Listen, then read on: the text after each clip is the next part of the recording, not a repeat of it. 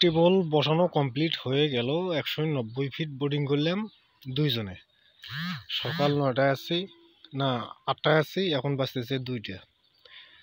5-6 ঘন্টা গেল বোর্ডিং করতে। 190 ফিট দুইজনে বোর্ডিং করলাম, দেখছেন। এখন সুইচ দিবেন পানি এটে, এই যে মোটরে পানি বাড়িল, চলছে দিব্যি, দেখছেন কারবারটা।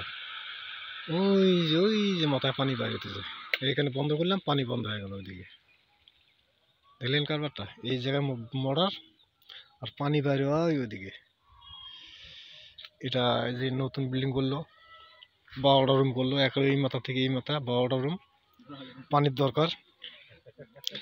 এই টেবল বসাইলাম 190 ফিট। 190 ফিট বসানো কমপ্লিট হইলো। আর এই টেবল এই যে জায়গা ছিল ওয়ালের মাঝখানে পড়ছে, এখন আমরা উঠাইলাম, উঠাইয়া আবার নতুন করে এই জায়গায় বোর্ডিং করলাম। তা আশা করি সবাই ভালো থাকেন, সুস্থ থাকেন। আজ এই পর্যন্তই, খোদা হাফেজ।